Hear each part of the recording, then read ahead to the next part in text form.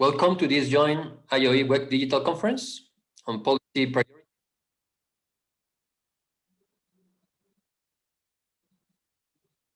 Just a second, because I need to fix my settings.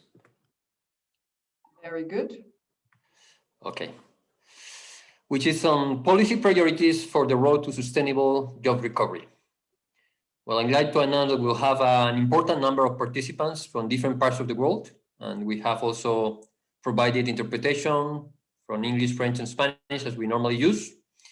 During this exchange, we will be following and taking notes, but more importantly, identifying actions from your exchanges on how best to identify the policies that are worth implementing for a quick recovery.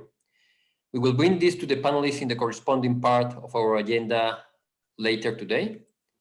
I just want to insist the work that we have been undertaking, WEC and IOE, is referred to some wording, some focus that we have already in the ILO, which is what we call the human-centered recovery from COVID-19, but also a recovery which has a sustainable component, a resilient component. And I know very much that these are words that are being used very much in these days, but at the end, if we do not manage to have this sustainability, this resilience, we could have the same scenario in the coming future. So we really need to push an agenda which is much more sustainable, much more resilient. And in order to do that, we need to be aware that there is a need for efficient partnerships, efficient collaboration. We need to do much better in working together. Every international organization, different governments, the employers as a whole, the workers as a whole, but also we need to bring the civil society. We need to seek how best to identify not just how to get out of this crisis, but how to build better forward. We are very much aware of the high expectations that different stakeholders have on the private sector. And there are good reasons to have these high expectations. But again, what we need is also to have a co-action, co-responsibility from different partners. We have with us the privilege and the honor to have the ILO Director-General, and I want to thank him again for joining us. It's not the first, the second, or the third time that we ask him to join. A strong leadership from the ILO, a strong commitment for the constituents of the ILO on building a path for sustainable recovery is critical, and we believe that. And we are pushing the agenda for the next International Labour Conference for this strong leadership. It's a key element to build effective, efficient policies. And the effort that WEC and IOE has made on this identification of policies is precisely on this direction. We have used the word devastating consequence of the pandemic. And it's true, devastating consequence in terms of destruction of employment, destruction of companies. And in some areas of the world, we have figures which are very alarming, up to 20% of companies at the risk of collapsing right now, with all the consequences in terms of employment. But at the end of the day, we also have to bear in mind that the world will not be the same. The world has changed, and after this pandemic, our realities and our demands will not be the same.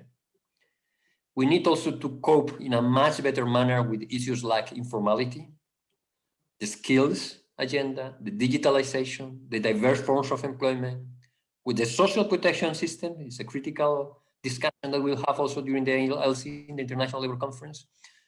And we need to tackle all those areas in a much more innovative way, and also in an urgent tone, in an urgent perspective. So there are opportunities within this devastating scenario that we have. We cannot let this crisis become, and we have insisted on that together also with the workers, a humanitarian catastrophe. And in order to do that, those areas, and also the gender gap that we see on many areas, will need to be tackled better. We need to change our mindsets, also from a negative, totally negative tone to a more positive and constructive approach, and leveraging the opportunities. So this is the main topic. But again, I want to thank all the participants, and we'll have also important organizations apart of from our co-organizers. Thank you, Bettina, for joining us, the president of the World Employment Organization, and also for the work that we have been undertaking together. Thank you, Guy Ryder. We have the Deputy Secretary General of the OECD, Mr. Ulrich Westergaard, and I hope that I pronounced well your name. Thank you for joining us. We have the UN Assistant Secretary General and Special Advisors of the UNDP Administrator, Abdoulaye Mardai. Also, we have the President of the Confédération Générale des Entreprises de l'Algérie, Madame Saïda Nersad, very, very committed to the IOE. And we also have Neil Cambery, very known in our organization, who is the CEO of the Recruitment and Employment Confederation in the UK. Over to you, Bettina. Please. Thank you so much, Roberto. And from my side as well, a very warm welcome to all of you. It's absolutely fantastic to have you share this virtual space together over this very important topic. So from my side as well, big welcome to Mr. Guy Ryder. It's an honor, it's a pleasure to have you with us. A big warm welcome to Mr. Westergaard Knudsen. Same, thank you for taking the time. Abdoulaye Mardier, thank you for being with us. Mrs. Nigza, thank you. Mr. Carberry, Neil, thank you very much as well from our side, from the World Employment Confederation. And of course, thank you and welcome to all of you who are tuning in from all over the world for this hour and a half. Thank you actually also, and you've just said it, Roberto, this has been a joint effort. And when I think back a few months ago, it didn't take much for us to say, we need to get together. We need to look at what those policy recommendations are as we're shifting into this next phase. And so a big thank you for this work that we've been able to do together so constructively. A quick note on the World Employment Confederation for those of you out there who might not be as familiar with it. It's the global representative of private employment services across the world.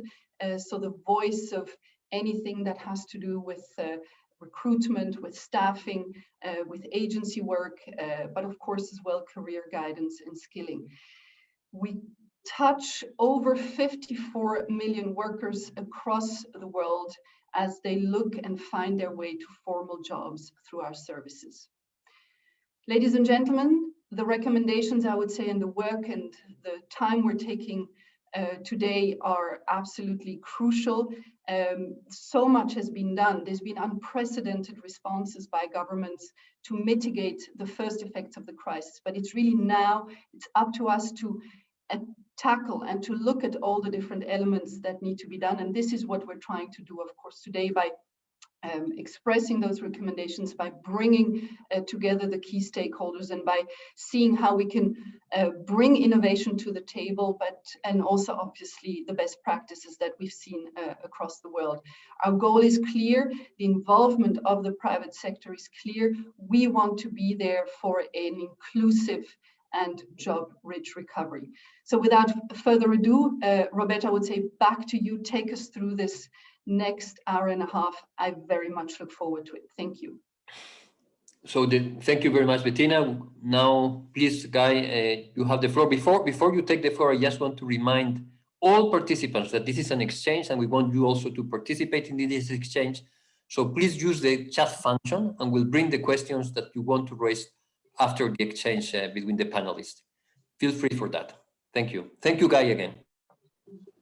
Well, thank you very much, Roberto and Bettina as well. Thanks to the IOE and the World Employment Confederation for bringing us together in what is, I think everybody would agree, the discussion of the moment.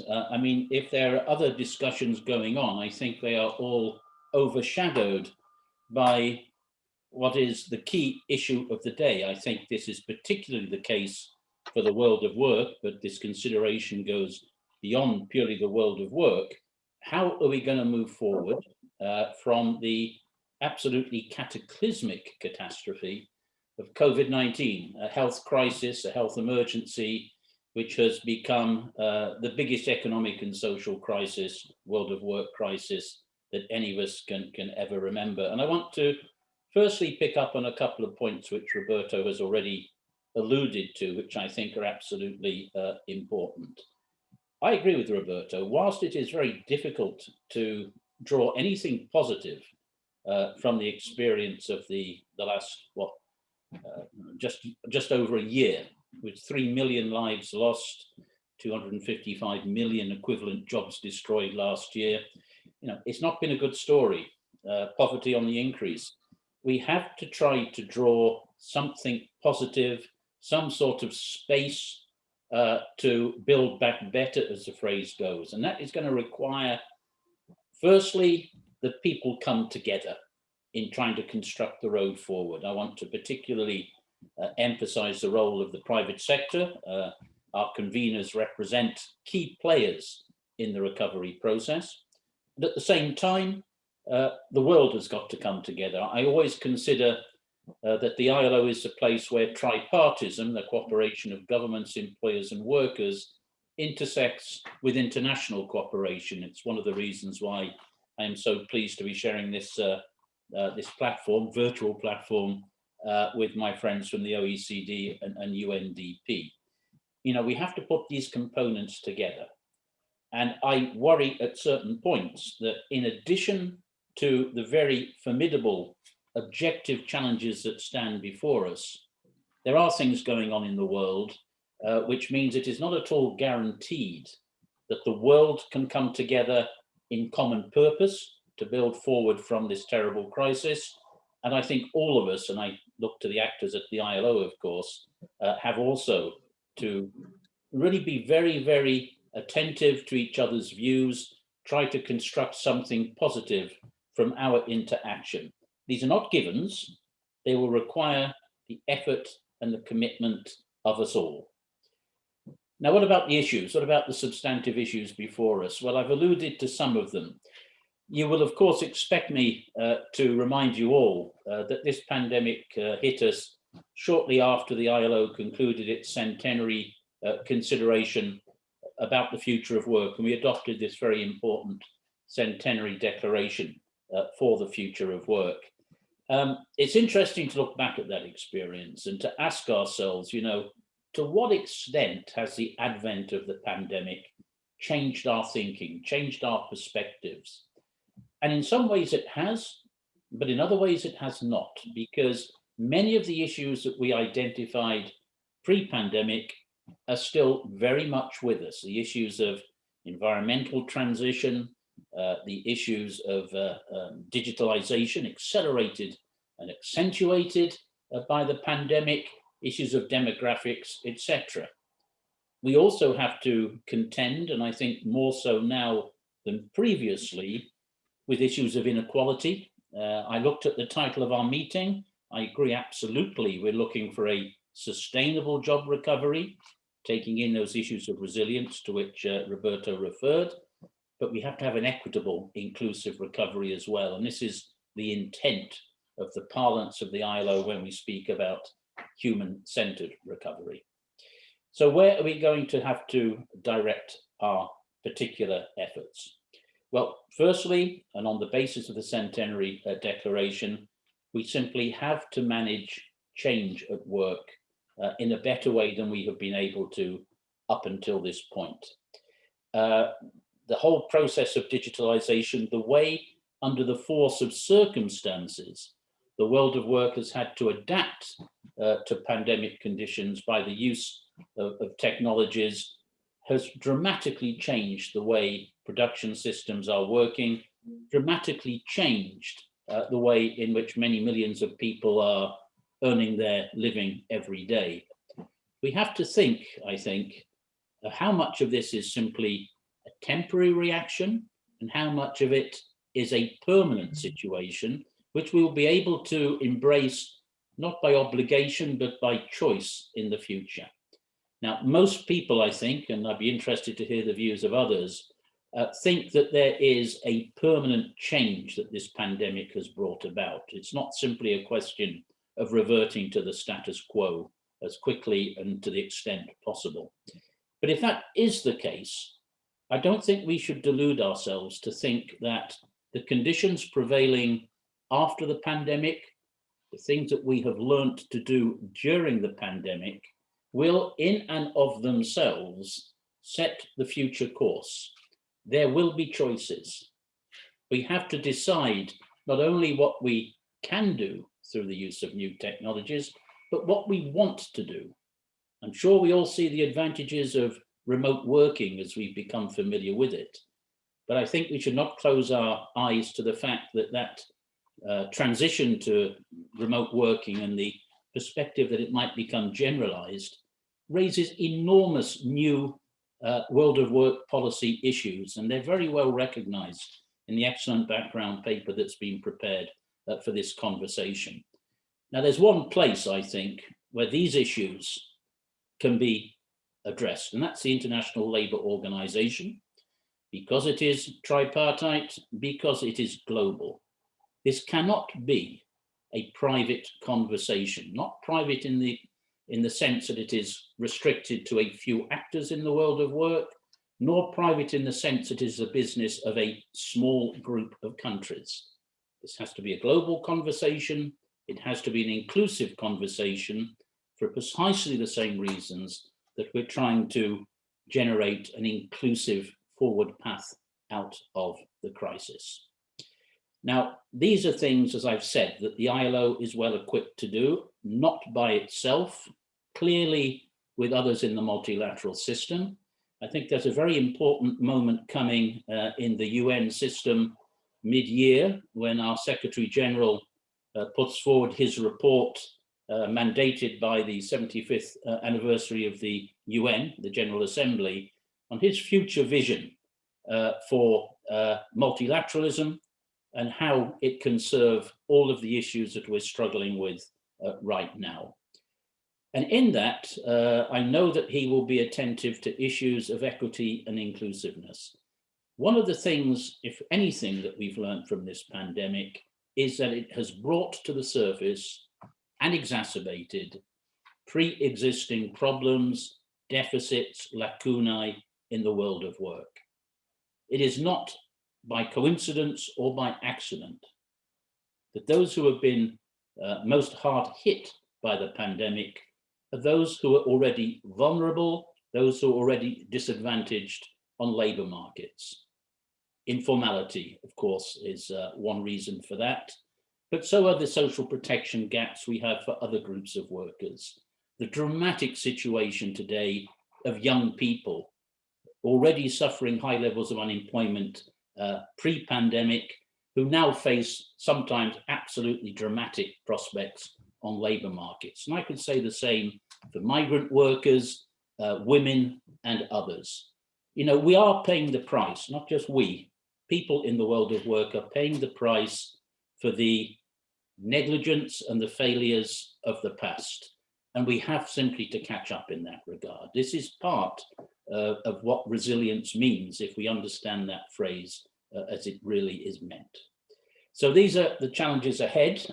Roberto, you know that even as we speak here, our colleagues are engaged in consultations which are designed to result in the adoption of an outcome document by the International Labour Conference that will be held virtually in June of this year, an outcome document on a global response for a human-centered recovery from this COVID-19 crisis.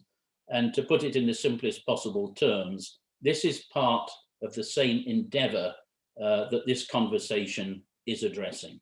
We simply have to build back better if we are serious about the future of the world of work, a better future of work, if we are serious about delivering on the 2030 Sustainable Development Agenda, if we are serious about the processes of environmental, digital, demographic transitions that we spent such a lot of time talking about, if we are serious about making new ways of working equal to the minimum requirements of decent work, then this is a conversation that we need to have. And having had the conversation, these are issues upon which all jointly we need to act. The IOE has a big role in that. The WEC has a big role in that. The ILO, together with our multilateral partners, we too have a big role to play. So thank you very much. Thank you, Guy. Again, I may take 2 points that you have stressed. On one side, the things that will change after the pandemic, and you refer to the remote work. By the way, we are also working intensively on this, on how the regulations are changing precisely to accommodate the new reality of remote work, but also how it will be next year. I mean, in terms of workers working remotely, because at the end, it's not just a change of regulations, it's also a change on the concept of workplace, and also to some extent the concept of working time. And that's something that we have to anticipate. But you also refer to a point which you reiterate in many of your interventions, is there is no determinism as such. I mean, it all depends on our willingness, our capacity to decide the right policies, okay? Yes, the reality is that informality could be increasing, or inequalities have been increased because of the pandemic. But at the end, if we have the right policies, we could do much better. So this idea, I think, is precisely at the center of this discussion. So I would like not also to bring, and I would like also my team also to activate the cameras of all the panelists, because I think it's important that we also see our faces and we interact among ourselves. I would like now to give the floor to the representative of the OECD, Mr. Ulrich Vesgaard Knudsen. I hope that I have pronounced it also properly.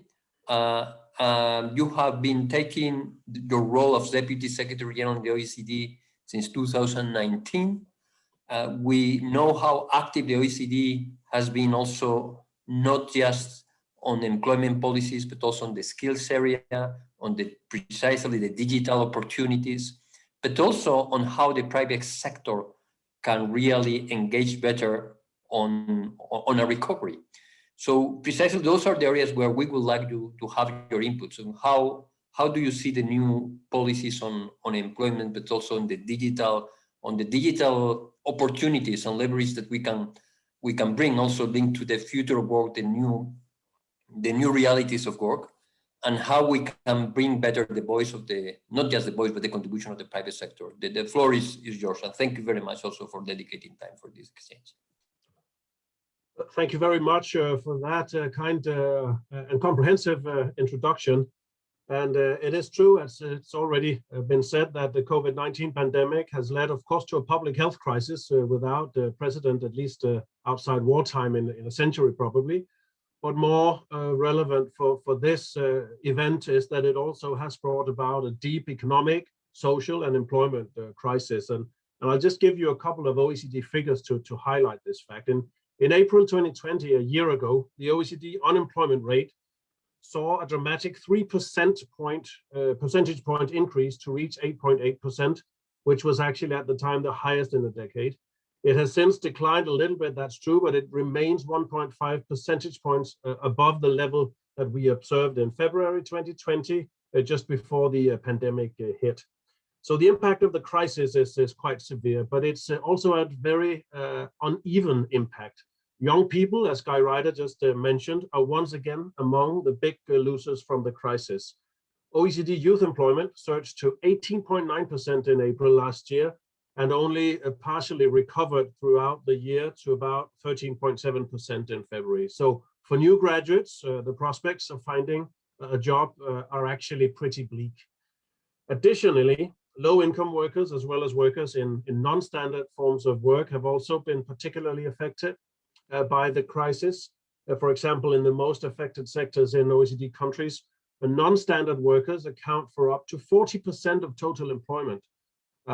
However, as the IOE-WEC report notes, that they often have less access to social protection than regular dependent workers.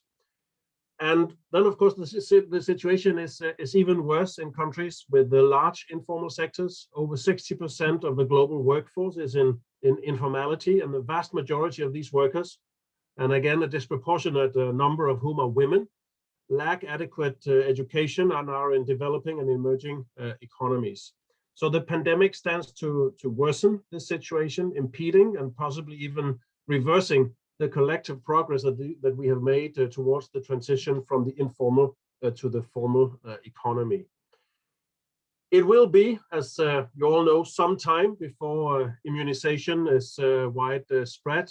Some countries are closer than others. Some countries don't have vaccines yet at all. And in the meantime, a threefold strategy is, as far as we see it, needed for the next couple of months. And I'll mention all three parts of it. First, we have to promote a job-rich recovery. The only way out of this crisis will be through job creation, which in many countries is 10 to 20 percentage points lower than it was before COVID-19. It's important to promote hiring and adapt support for job seekers and recruiters.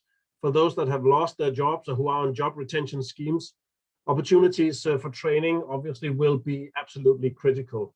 We also need to support business creation by encouraging startups and avoiding bankruptcies among high-performing but perhaps over-indebted companies. A second priority must be to continue support for those most affected by the crisis. During the first wave of the pandemic in several OECD countries, up to a third of workers were on job retention schemes. Take-up has since declined significantly, but a number of workers and companies still do need support. Until sanitary restrictions are lifted, withdrawing such support would lead to more bankruptcies, higher unemployment, and poverty. So by better targeting support, governments can reduce actually the immediate costs of these programs. Youth will need specific and tailored attention, as I mentioned. After the global financial crisis, it took a whole decade before the OECD youth unemployment rate returned to its pre-2008 level, helping young people maintain the link with the labor market and education system this time is really, really crucial. The third priority is adapting to the digital transition and other global trends that were transforming labor markets even before the pandemic. The pandemic has contributed to an acceleration of remote working in a number of countries. It involved only 5% of workers before COVID-19, but now 39% in the first wave of the pandemic. It is, I think, very likely we would all agree that teleworking will become a regular feature and that it will have profound effects on work organization and the workplace. Skills and labor market policies will be essential to ensure workers have the right skills to transition to expanding sectors and for tomorrow's jobs. In addition, we need to make sure that everyone has access to appropriate social protection, including by making it sufficiently agile to respond to people's need for support. Income risks have escalated during confinement and will remain very high in the post-confinement period, as many important sectors for informal economy workers have been devastated. On the upside, the pandemic has forced many countries to improve targeting and outreach of social protection programs to vulnerable groups through quite innovative approaches. We need to ensure now that these efforts continue in the long term. Many governments have actually been able to build quite strong COVID-19 responses by working closely with employers' associations and trade unions. Social partners will also be invaluable in building the recovery and in navigating the transitions to come. We at the OECD very much look forward to continuing to engage with business and workers' representatives. As we think about the next couple of months and the recovery to come, we must stay focused on building strong, inclusive, adaptive, and resilient labor markets, a future of work that works for everyone. Thank you. Thank you very much. I mean, you refer also to the social protection schemes and also how we need to build sustainable social protection schemes on one side, but also much more efficient in terms of promoting transitions, because this is also an area where we are lagging behind in terms of, at least in many countries in which we are operating with. I mean, we see how limited social protection systems and schemes are in order also to promote these transitions. We'll come back to you with some questions on this point, but I would like also to give now the floor to our third guest, who is which has to do also with the much more developing economy perspective. Mr. Abdul Yal, thank you again for joining joining us. You are the UN Assistant Secretary General and Special Advisor of the UNDP. If I'm not wrong, you took office recently, early this year, and you have already held various positions in UNDP, as well as high-ranking position in Senegal prior to joining the UN. We all know that UNDP is working at the heart of the UN family, especially on the ground, and in close coordination also with other UN agencies in response to a growing volume of requests from countries to help in technical assistance, development cooperation, and right now to respond to the crisis, to respond to the COVID-19 pandemic. You have also undertaken as organization socio-economic impact assessments, and we would like to know more details about these economic impact assessments, but perhaps more importantly, how we can focus better on policies that work, policies that are effective in the transition from informality to formality. We kept saying 2 years ago that we cannot accept 60% of the occupied population in the formal sector worldwide. In some countries that goes up to 80%. So what works, what doesn't work? How can we put more ambition in these policies to build back better? Thank you again for your time and for being with us. Muchas gracias, Roberto. Thank you, Bettina, chers amis. Maybe I'll shift to English. ¿En francés o en inglés? Okay, en castellano un poquitito. It is my pleasure, friends, to join the panel on policy priorities for the road to a sustainable job recovery. And I thank the International Organization of Employees and the World Employment Confederation for the invitation. Your joint position paper, the joint position paper that we are reviewing today, for me is a much welcome piece, as jobs which are at the heart of a stable social contract have been further put under stress with the COVID-19 pandemic. UNDP, as you rightly put it, has been leading the UN support in preparation of socioeconomic impact assessments to the pandemic. Thus far, 144 such assessments have been prepared, which help to inform a coherent UN response captured under what we call the UN socioeconomic response plans across 137 countries. The assessments validate the main findings of the ILO WEC report. The socioeconomic impact assessment that we have conducted show that the shocks on our economic system and the shock on our social structures have been quite tectonic and unprecedented. We have never seen this. Let me give you a few figures to illustrate. An overall economic contraction by 3.5% in real terms. This is huge, with serious impact on formal sectors and deeper impacts on informal sectors. A sizable reduction of fiscal spaces across countries, with serious implication on countries' ability to steer economic recovery. I think we must celebrate the fact that the G20 has approved an issuance of $650 billion of drawing rights. I think this is a buoy d'oxygen for our economies. We have seen a regression of the SDGs, and in some countries, even a serious of being off track. Prior to the COVID, the funding gap was some dismal 42%.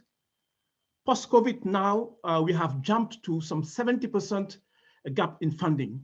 This is terrible. So dear friends, we are not yet out of the woods. And I want to underline, we are not yet out of the woods. The time horizon for full recovery will likely span across 3 years. But we must be mindful that we will never return to the past normal, never, never, never. So even the word recovery may be a misqualification of the reality unfolding before us. In fact, we are opening a new chapter of humanity, maybe a new charter of our nations. In fact, we are writing a new global social contract, with multilateralism and global cooperation at the heart of this new social contract. This is a reality, but we need to embrace. So we're not going really back to the past. But government, and Robert, you said it in your opening, and their partners have been phenomenal in responding to this crisis. And we must be celebrating that. We do not celebrate very often our successes. This is a moment where we have come together to pull together out of the grooves. And we are seeing some green shots of recovery. I'm using the word recovery, but I know it is improper, but we are seeing some green shots. So let me highlight 3 areas of policy focus that may help us strengthen those green shots that are currently emerging. Number 1, it is imperative, and I underline imperative, to promote inclusive solutions to tackle underlying inequalities. For me, that is a sine qua non condition to build resilience to future shocks. The joint position paper rightly notes that the business case for social protection is built on a labor market that does not exist. Today, almost 2 billion workers are in informal employment worldwide.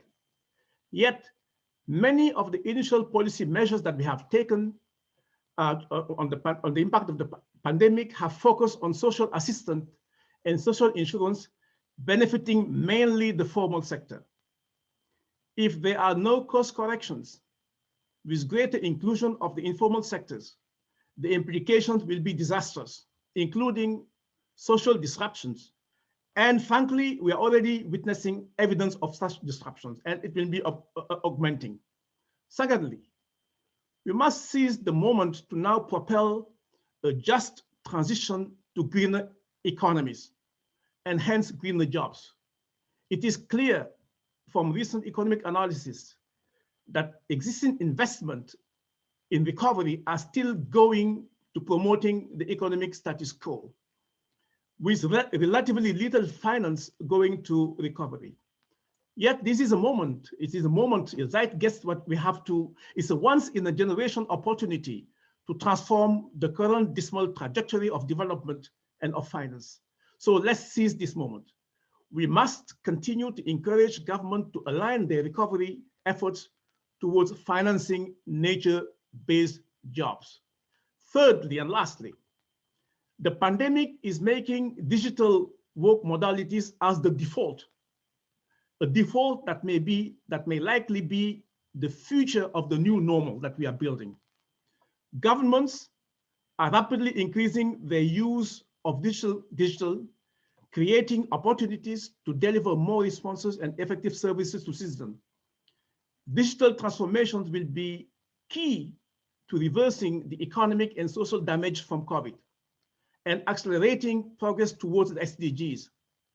But as technology advances, we must advocate for digital rights, including data protection, privacy rights, and informed consent so that citizens everywhere are empowered to leverage the potential of the internet.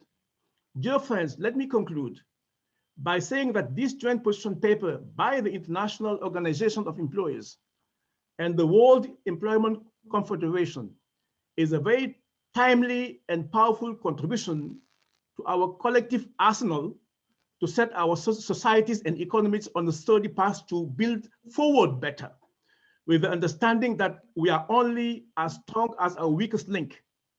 And it is high time for us to make peace with our planet. Thank you, and over to you. Thank you very much. And merci beaucoup, gracias. Je vois que vous parlez aussi l'espagnol. And there are the 2 last points. I mean, the way investment is being channeled right now, the current approach with investment, which is not leading to a change also for a better recovery, let's put it like that, is really raising some concerns on our side. It would be great also to have your insight on that. But also the reference to the digital divide. I mean, more than 40%. We are handling this figure of more than 40% of the population worldwide do not have access to internet. And we are talking about the reality, the new digital transformation, but at the same time, we are not so much aware how unequal the situation of access to internet is. So let's go to the following panelists before we raise questions, because we want also to have some exchange with you. And there's already one related to the new social contract. There is another one for Ulrich regarding the governments of the OECD and the way they are handling the three pillars of this approach that you referred to. And there is also some questions for Guy, but I would like also to bring also the business voice here through our members. And the first one is the president of the employers of Algeria, Madame Saïda Nersa. Je dois dire de Madame Saïda qu'elle est vraiment une activiste du monde de l'organisation des employeurs, une femme activiste. Elle a beaucoup lutté pour l'indépendance des organisations des employeurs dans des moments difficiles, des moments durs. Elle a été très, très engagée et courageuse. Et de l'autre côté, elle est très, très bien consciente de l'importance d'avoir un pays comme l'Algérie, qui a beaucoup souffert et qui est en train de beaucoup souffrir les conséquences de cette crise, et d'avoir une économie qui soit différente dans l'avenir et qui a une récupération beaucoup plus vite de ce qu'on voit maintenant. C'est pour ça que c'est très important pour nous, votre présence, votre temps. Et vous avez maintenant la parole, madame. Et merci à nouveau. Monsieur Guy Reider, Monsieur Roberto Suarez, secrétaire général de l'Organisation internationale des employeurs, Mesdames et Messieurs, je voudrais tout d'abord, pour me remercier pour l'aimable invitation de l'organisation de cet événement, très content de vous voir en bonne santé, Roberto. Vous savez, vous étiez là dans les moments très difficiles. Vous m'avez soutenu et vous avez soutenu notre organisation et c'était vraiment une force pour nous. Je vous remercie encore, Monsieur Roberto. La période de Covid a été une épreuve très difficile pour nous tous, avec beaucoup de souffrance et un bouleversement de l'économie mondiale et de perturbation des échanges mondiaux. Beaucoup de nos opérateurs ont dû déclarer faillite, mettant des milliers de travailleurs en chômage. Pour notre confédération, nous avons rapidement émis un ensemble de propositions pour alléger les effets de la pandémie, dans des reports de paiement, des charges patronales et des aides aux entreprises et aux travailleurs en situation fragile. Nous avons appelé à libérer l'acte d'investir car nous considérons que la PME offre les solutions pour démarrer et soutenir la croissance économique et absorber la masse de population jeune qui arrivent sur le marché du travail. Leur souplesse est un atout important en cette période de grande perturbation.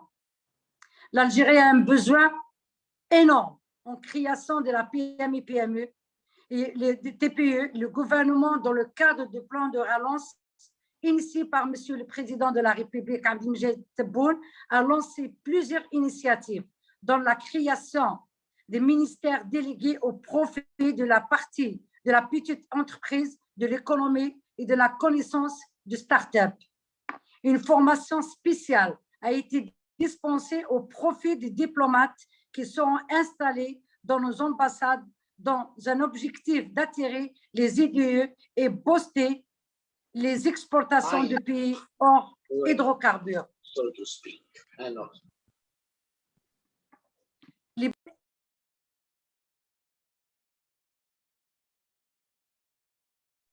On ne vous entend pas, madame? Oui, maintenant ça va. Les bonnes initiatives existent et la volonté d'en reprendre les réels notre rôle et de lutter pour protéger l'outil de production nationale et encourager les dossiers d'investissement pour concrétiser rapidement.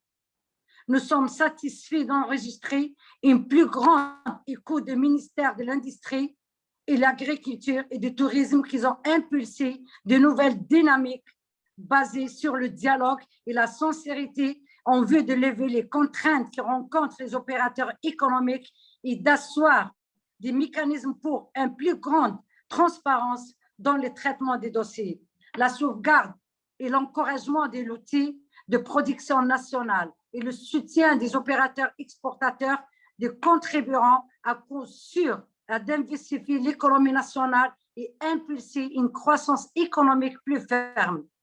Je vous remercie pour votre initiative et votre soutien pour la CGA, l'Algérie et l'Afrique entière. Merci Roberto pour votre invitation.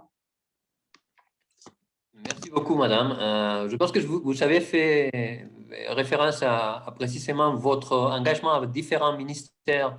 Oui. Dans un moment aussi assez difficile, assez difficile. On peut en parler après, parce que je sais aussi comment est-ce que vous avez été engagé aussi pour ouvrir aussi l'économie algérienne, ce qui n'est pas toujours un défi facile. Alors, we are now going to Neil, and I want to be clear. After that, we'll have an exchange among the different panelists and the public, because we wanted to allocate more time also for the exchange itself rather than just interventions. And Bettina will be handing over on me on this part, but of course we will also be all helping with questions. Now we have Neil Carberry. We know Neil very well for many reasons, because he has also been engaged with the IOE in the past, but now he's having a different role as the CEO of the most important employment agency association in Britain. And that's precisely the question to you, Neil. We are now referring to effective partnerships between the private sector and the public sector. In many countries, it's not even a law, or if it's a law, it's with many restrictions. The collaboration between the private and the public sector on mediation services. In some other countries, it's even forbidden. And I don't want to mention countries, but WEC and IOE have been jointly working in some countries where there were unacceptable restrictions precisely to mediation or outsourcing. How effective can we be, and how also can we overcome all these prejudices in terms of collaboration between the private and public services? I know that in Britain the situation is different, and I have to say that the collaboration of the private sector is well rooted for years, and then we also take that as one of the examples from different countries. But what are the kind of advice, the guidance that you can provide us on how can we help to overcome sometimes the narrative, the prejudice, but also what are the efficient policies for skills, for mediation services, which will help also to build back better from the employment services perspective. Thank you again for joining us. Thank you, Roberto, and good afternoon, everyone. It's a pleasure to have the chance to join you, and I think particular thanks to Guy, to Ulrich, and to Abdullah for coming to join us today and giving us such a great kickoff.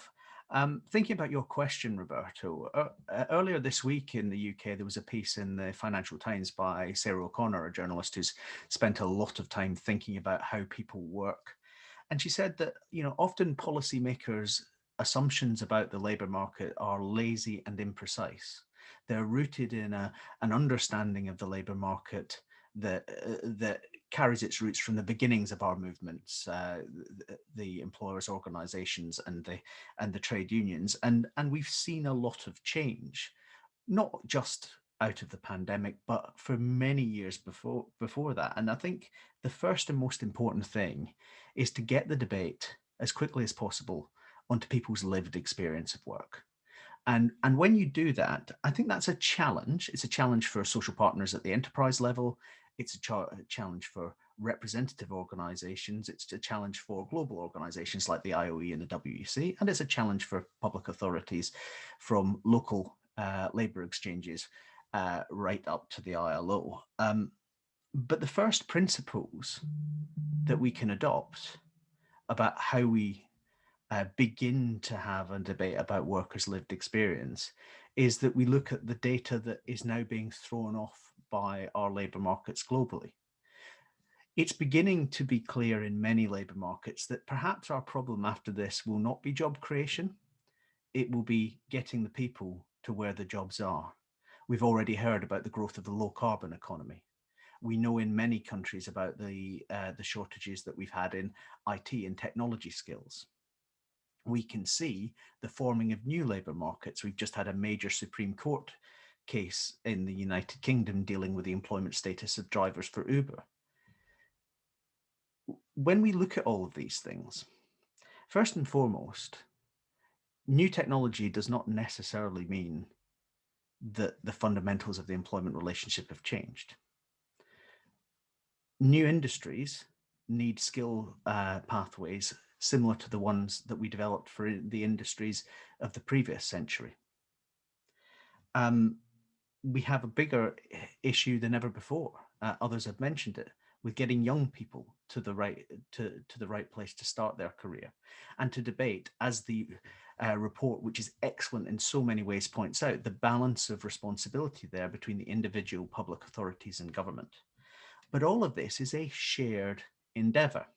And we know if we get it right, it can have significant economic effects. Just recently, we pointed out through the REC work in the UK, the scale of impact to UK productivity that improving the job matching process and onboarding and recruitment can have for our economy. And of course, higher productivity, we know, is correlated with the labour share. So there is a significant opportunity here if we work together. The critical things are about inclusion. It's about inclusion socially.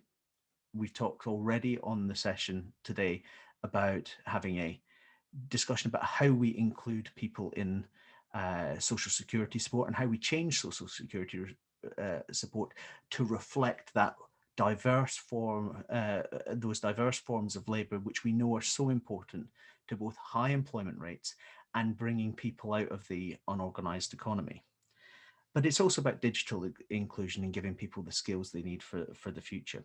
For us social partners, the critical discussion is actually one that is about how we challenge our own assumptions. I think WEC members, the REC included, are very good at establishing codes of conduct for members, being very clear about the standards we want to drive as an industry.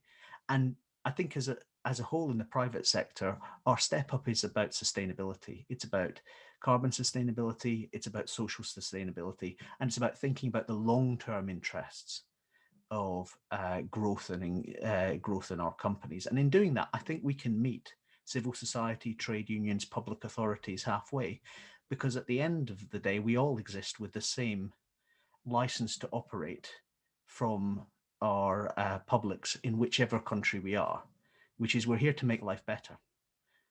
And I think a private sector that takes that approach and is willing to challenge some of its own preconceptions has an ability to turn around to trade union colleagues and ask them to challenge their preconceptions, for instance, about agency work.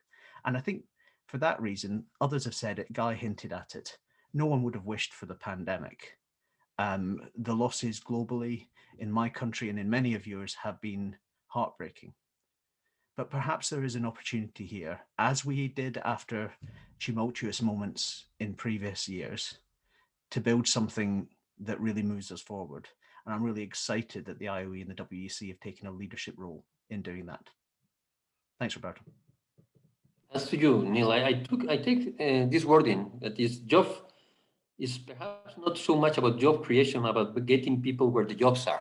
I think that's a very, I mean, it can be provocative to some extent, but also it's a kind of rationale that is a little bit different. So I now hand over to Bettina. Bettina, now you have the leading role for the questions and answers to the different panelists. Thank you so much, Roberto. And from my side, a big thank you for all these incredible interventions. So indeed, let me try to do justice to the many good questions that have come in already. And maybe I cannot resist to pose the first question to Guy, prompted by the question on this new social contract, which of course Abdoulaye alluded to. And we know how for the ILO, in the context of the work and the outcome of the Centenary, this notion of the new social contract is so important. Now, as Menobard indicates, every contract comes with responsibilities as well. So what, according to you, new responsibilities should governments and businesses be taking in the recovery, according to you? Guy. Well, thanks, Bettina, and it's helpful to try to answer your question having listened to others who have spoken. You're absolutely right, and I saw it in the chat box too. This notion of social contract, I think, has never been so present in public discourse as it has been in this period of pandemic. And I think it's widely seen as, in some ways, a key or a method that will get us out of this pandemic and on this road to sustainable and inclusive recovery. The problem with it, of course, is that people throw the phrase around.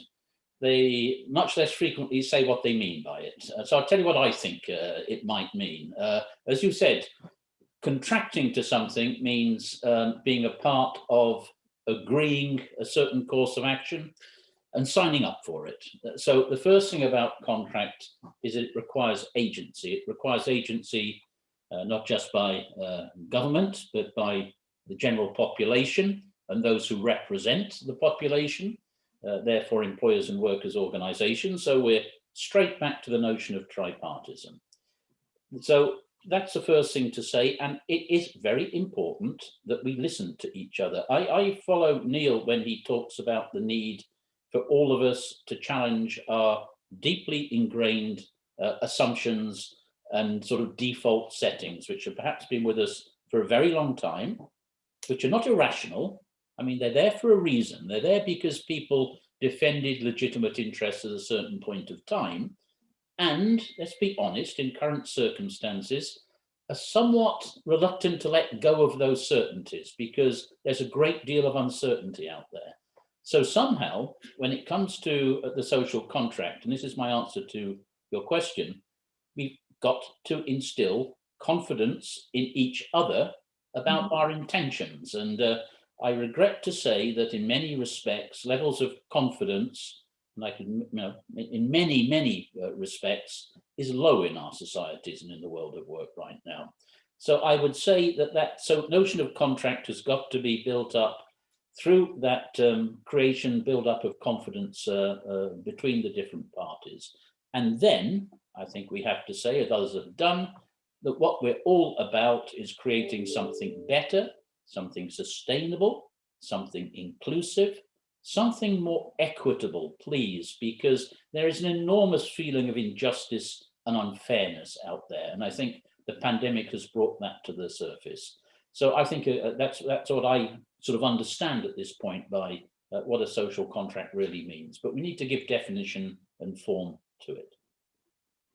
Thank you so much for that, Guy. And you're right, there are different interpretations out there. It might actually be fascinating to gather heads over what the different interpretations are.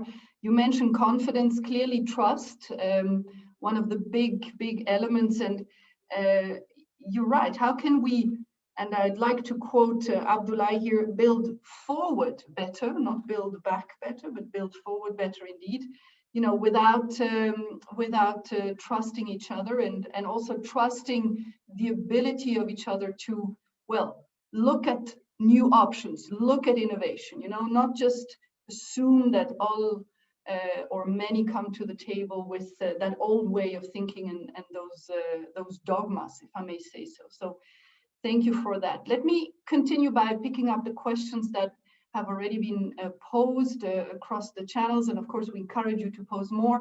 Let me pick up Jean Milligan's question to Ulrich. Ulrich, to you, this is really about a few concrete insights. Could you provide some examples on how OECD governments are implementing the threefold strategy that you shared with us? Ulrich.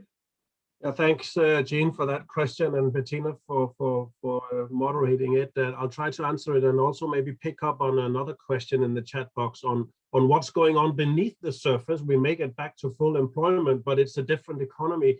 So very briefly, the three pillars that we propose to build back forward on, if you like.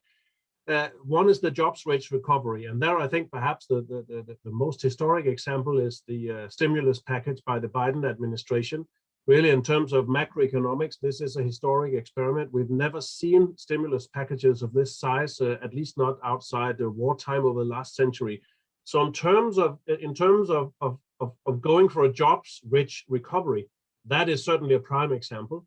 But also in Europe, we have seen history made during the pandemic maybe not in the same size as the US package, but the fact that European countries have pooled together to make a federal package, that is actually also historic. So these are examples, I think, of governments going for a more jobs-rich recovery, and with different means than in the last crisis, the financial crisis of 2008, 2009. It seems that world leaders have actually learned from that experience.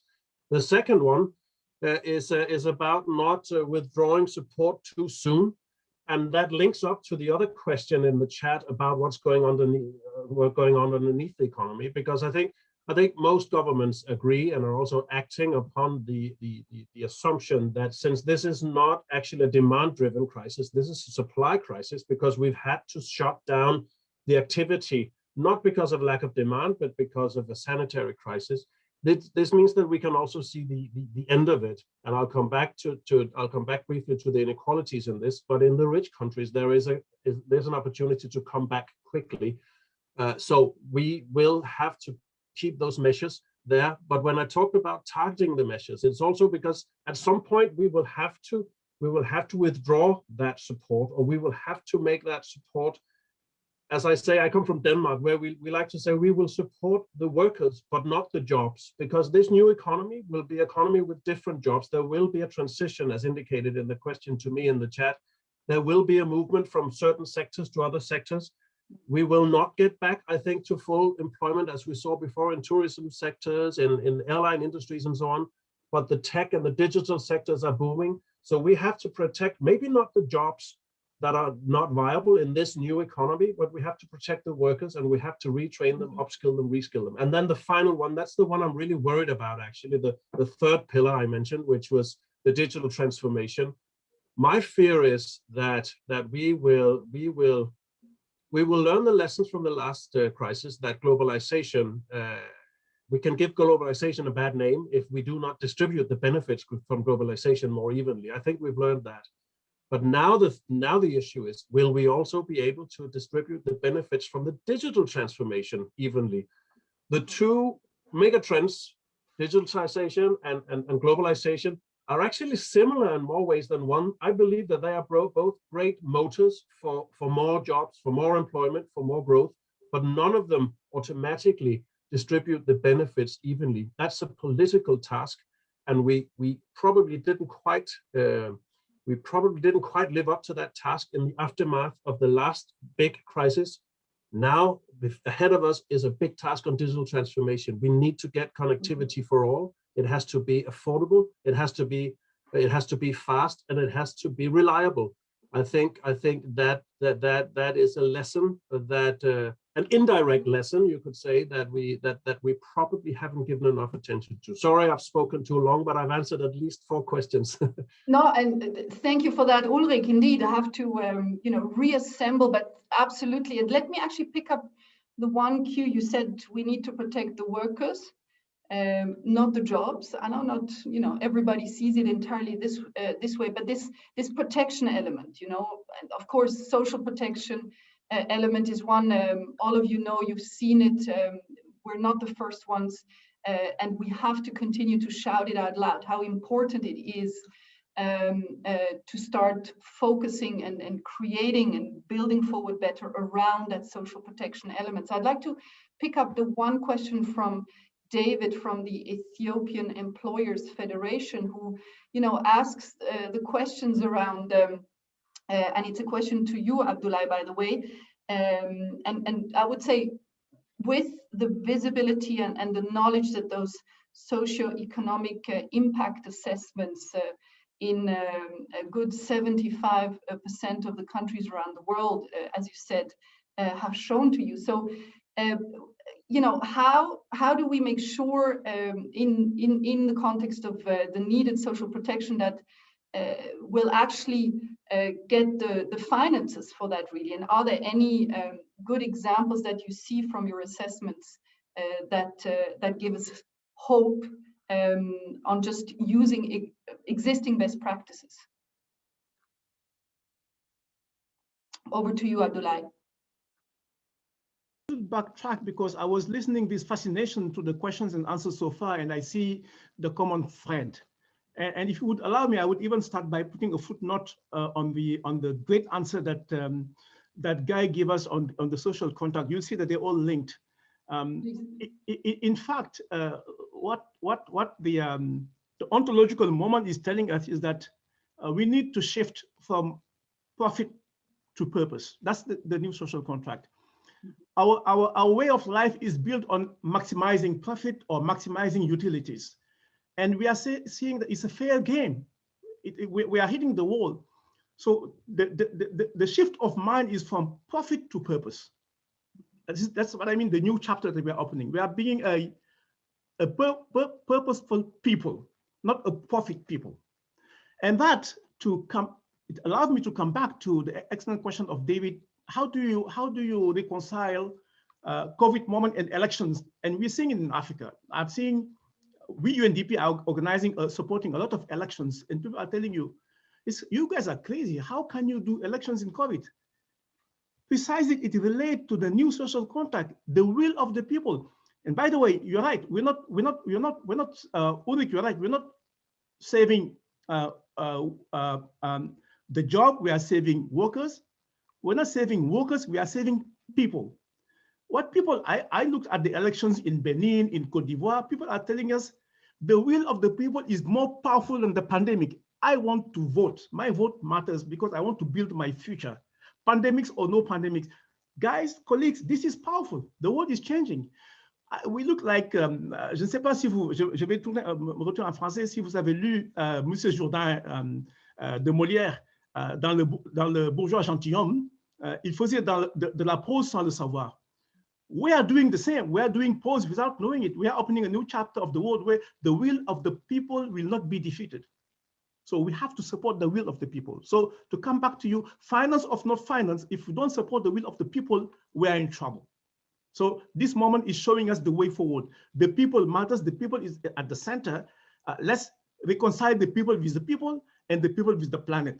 That's the new social contract that we have to build to answer our problems. Over to you. Abdullah, thank you so much. And you're right. It's really the bigger and broader question. Absolutely. Maybe to just bring it back again here to the recovery and what we're trying to do, this labor market focus, and it's something that has come up as well that you find in the paper. It's this necessity to work together, to have the partnerships, of course, to bring the right stakeholders around the table. And here that World Employment Confederation and its members is the experts in the labor market are only too eager to sit down with the counterparts, be the public employment services or all other stakeholders such as the ones around the table here. Now, the question actually here evolves around the notion of that partnership and social dialogue. And in a way, I'm almost happy to pose it into the circle here. I'm also looking at you, Roberto, with your experiences. Maybe is it time to also look at new ways for social dialogue? This is a tricky question. No. Bettina, we have discussed that before, and I think Guy referred to that. And correct me, Guy, if I'm wrong. Also on this, we are very much attached to the tripartite nature of social dialogue. For us, this is of essence. What we have in many areas of the world, and to be very frank with you, the social dialogue by now is not working in many countries. In the European countries, it's very well deeply rooted, not in all of them, but I think that's in some in regions of Latin America, not always also in African countries, but it's far away from being the real. Let's be frank with that.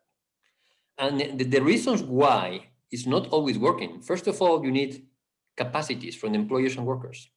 If they are not solid organizations, if they are not the professional organizations, they will never get there. And that's an issue. And we have been pushing the agenda of strengthening capacities of employees and workers organizations very much. And the ILO work on that is really crucial for us. The second element, and I think Guy referred to that, is the confidence element. you don't get deals until you have a confident trust, and that takes time. I know it by my own experience in my own country when I was in Spain, but that happens everywhere. I mean, the building trust element takes time. And the third element, which I also believe is important, is that you need to have a kind of vision in the social dialogue. And by that I mean, and I was not supposed to intervene here as a speaker, but by that I mean there are new realities. There are new realities. Do we have to bring other partners? Because that's the tricky question, and that's the tricky element. Do we have to bring civil society to social dialogue? My immediate answer is no. It's tripartism. If you want to build social protection systems, it's tripartite. And we're pushing the agenda in many countries. I know that Farokh, our Secretary General of Bangladesh, is with us, and he knows how much attached we are with this tripartism. But it's true, and that I'm saying that knowing what I'm referring to, that if you want to deal with informality, the social dialogue has its limitations. You need to bring other partners also to the table. You need efficient partnerships. The same applies to other areas which are not at the hard core of industrial relations, but have an employment link. I can refer to that. And that's the new partnership that we need. Whether you call it a new social contract or not, for me, that's not the most important point. What we need to be aware is that the reality is changing, and there are new players and that need to be integrated in a way or in another, but with preserving the tripartite nature of the social dialogue. For me, that's of essence. Clear words. Thank you for that, Roberto. Now, let me maybe two more questions, and I'd love to point one to Madame Saida. Actually picking up the question from Rafi Chico, maybe adjusting it a bit, because Rafi, of course, you're asking specifically to the Asia's Pacific region, and you're asking for the tourism sector, but maybe Madame Saida Negza, how do you see it with the recovery, the visibility you have for l'Algérie and the tourism sector, if you have it, but any visibility on any other sector would be wonderful to hear from you. Just this one perspective on that speed. How many years do you think it will take to get back on that job recovery that we're talking about? Madame Saïda. Bonsoir. Alors, vous savez, notre confédération, et depuis que j'étais élue en 2016, Monsieur Roberto Suarez connaît la situation de notre confédération. J'ai passé des moments très, très difficiles et ce n'était pas facile pour moi de réussir ou de soutenir les membres de la confédération. Vous savez, avec le gouvernement, on a passé des moments très, très difficiles en Algérie. Et surtout pour la petite et moyenne entreprise, et surtout pour la jeunesse algérienne. Ce n'était pas facile pour nous. Mais, vous savez, moi, personnellement, j'ai tout fait pour cette entreprise. Et surtout pour la petite entreprise, la moyenne entreprise. Et vous savez, maintenant, moi, personnellement, depuis 2 mois, j'ai visité 17 wilayas. Oui, 17 wilayas dans une période de 2 mois. J'ai en train d'ouvrir les anciens usines qui étaient permis par l'ancien gouvernement. Parce qu'avant, vous savez, depuis 2016 jusqu'à 2019, il y avait un groupe de 20 ou 30 entreprises qui travaillent en Algérie. Les autres, et surtout, ils ont massacré toutes les usines, surtout dans la transformation. Oui, ils ont massacré toutes les usines. Et maintenant, depuis 2020, avec le nouveau président, on est en train de régler quelques problèmes. Ce ne sera pas facile pour nous, ni pour le gouvernement, ni pour le président, ni pour notre confédération. Mais moi, personnellement, autant que j'assume cette responsabilité comme président de cette confédération, j'ai en train de faire des efforts et j'ai en train de faire l'impossible pour aider les entreprises. Parce que, par exemple, j'ai visité 17 wilayas. La plupart des usines, chaque wilaya, il y avait presque 10 à 15 entreprises sont fermées. Et surtout les usines de transformation d'agroalimentaire. Il y avait même des moulins pour le blé. Il y avait même des hôtels qui étaient fermés. Mais je peux dire aujourd'hui, peut-être au futur, on pourra faire beaucoup de choses pour ces entreprises et surtout pour la petite et moyenne entreprise parce qu'elle a souffert pendant 10 ans. Et vous savez, c'est grâce au BIT, grâce au soutien de l'OU que j'ai cette force. Franchement, si je ne savais pas ce soutien, je n'aurais pas être aujourd'hui là avec vous. Merci beaucoup, Madame Saïda. What a strong testimony of how, if we support each other, we can and we must, of course, get the change. And indeed, it seems like an important time to keep working together in Alger, en Algérie, bien sûr, to make sure that the time to get back on top will be rather shorter than longer. A last question, as I promised, and Neil, I can't resist over to you. In your position, you have the visibility across various sectors. So let me pick up a question from Anne-Marie Mons, who talks about, managing those cross-sectoral transitions, which will be one of the keys of success. How do you see that in the UK? How is that panning out in this recovery agenda? Well, I think that question is a really good one, Bettina, and it's partially why I talked in my intervention earlier about lived experience. I remember sitting with a Secretary of State for Education in the UK, who shall remain nameless in my days at the CBI, and explaining that one of the things we could do to help boost youth employment opportunities for those with perhaps coming out of school with fewer qualifications was change the rules on HGV qualifications, because you had to be 25 at that stage to be allowed to begin training to drive a lorry, and we had a lorry driver shortage. And that person could not believe that I was telling them to train lorry drivers because driverless cars are just around the corner. Well, we all know that driverless freight is at least a decade away, and in most parts of the world, probably 2 decades away. And that, I think, is absolutely critical, which is how we help governments to develop data. As you know, our industry is sharing jobs posting data and billings data and client outlook data with government in the UK, and WEC members do it all over the world. That kind of real data gives public policymakers a much clearer sense of where the demand is. And then it's really about making sure that we have, through public and private training providers, the pathways of support across. And there's two challenges there. One, as others have mentioned, is young people who have had the worst of it, particularly because the industries we've closed down, hospitality, leisure, retail, are typically ones which employ a large number of young people, but also prime age workers who are moving out of those sectors, who have responsibilities. They have mortgages or rent to pay. They have children in school. So the public finance for that transition, getting the skills training right, and not being too focused as perhaps our government in the United Kingdom is on a single form of training. We need to accept the complexity of the labour market and be driven by the practices and demands of the economy, and then make sure people have routes to get there that they can afford. And that inclusion, that social inclusion in retraining, I think should be the watchword of governments globally. Neil, thank you so much. And thank you to all of you.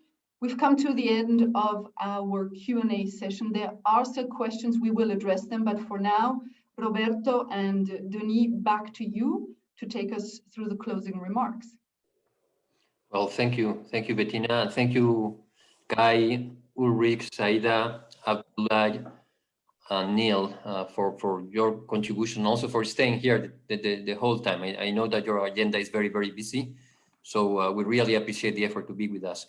And for the sake of time, also optimizing our time, I will give the closing remarks to Denis. And if I find that there is any point that I should also stress or correct, I will do it gladly. But at the end of the day, what we have is a kind of policy recommendation, and we'll be pushing also the agenda of this policy recommendation.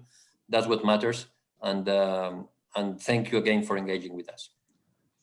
Denis, the floor is yours.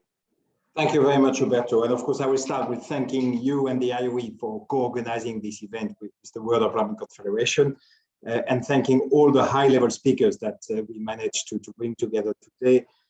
this has led us to a very fruitful and inspiring discussion there. And I would like just to share maybe a couple of takeaways from my side. First of all, I think we all agree that the road to this sustainable job recovery will be a long one, a difficult one, probably a bumpy one, but we have to build that road.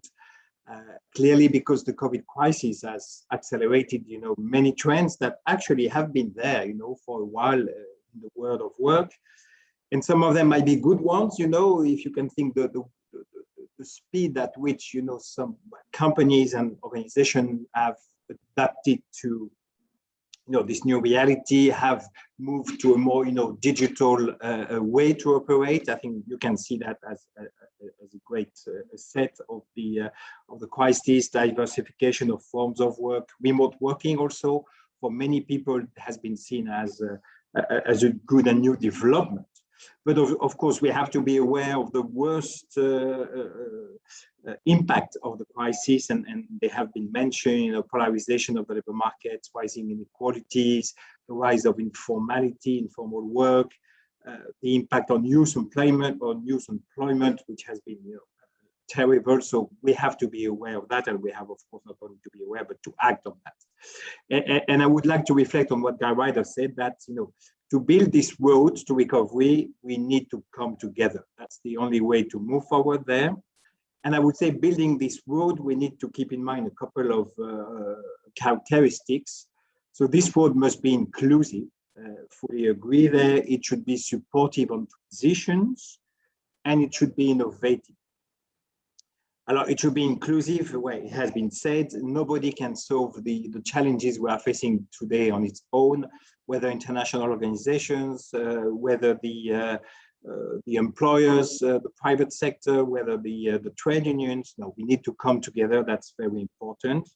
And probably also public-private partnership is part of the solution there. From our point of view, for the employment and recruitment industry, we are ready to play a role there. We have already played a role in mitigating the first, impact of the crisis, but we need to go beyond that. So clearly, this inclusive approach is essential if we want to be successful. The second dimension is indeed how we can better support transitions, and especially in the world of work. That's very important. How to bring jobs to people, but how also to bring people to jobs. I think that's very important. We know that the economic recovery will be very unequal looking at different sectors. Some sectors have also benefited from the crisis, but many other ones have most suffered from the crisis. So how we can, support reallocation of workers from very much hit sectors to some sectors that are very high in demand. That's something we will have to work on all together. And the last characteristic of this new road to be built is indeed the fact that it has to be innovative. We discussed about the need for new social contracts, and whatever we put under that concept, I think that's clearly something we have to look at. From our side, a new social contract clearly includes the need for building new safety nets for people. We know in the future there will be more risks to be managed, so we need to support individuals to navigate this new reality of work, and that's also something from our point of view, and I will speak broadly also from the employer's point of view. We are ready to develop further. So we are ready to play our part there as the business community. That's why also we put forward some recommendations there. A lot has to be done. But I think we are quite optimistic that working all together, we will find the solutions. And the solutions, once again, cannot be, the ones that we used in the past to solve all the problems. So we are not going to use solutions from the last century to solve the issue that we are facing today.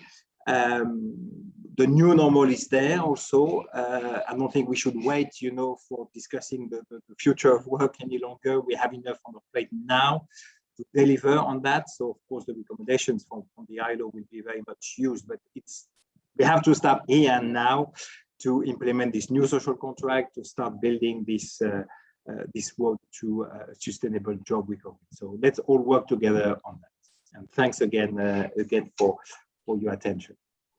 Thank you to all of you. I adhere to all the points you have made. Perhaps there is a point that I would like to complement, and I'm looking to Guy. He referred very much to the equitable part, which we need to integrate. I mean, please, a future which is equitable, and I think it's not just a fair point; it's a necessary point. But perhaps the point that we need also to push stronger is the idea of coherence within the multilateral system. And I know that there's many discussions, and now we have that high-level representatives of OECD, UNDP, and Guy himself.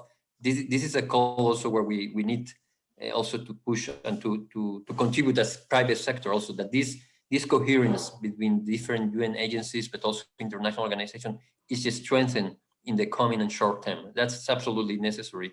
And we need also to be on the same page there. That's the only point that I would add, but with no more additional remarks, I would like also again to thank you, and also looking forward to more action from our side. Thank you very much. Thank you very much, everybody. See you soon. Be very safe. Merci, muchas gracias. Tack så mycket. Gracias.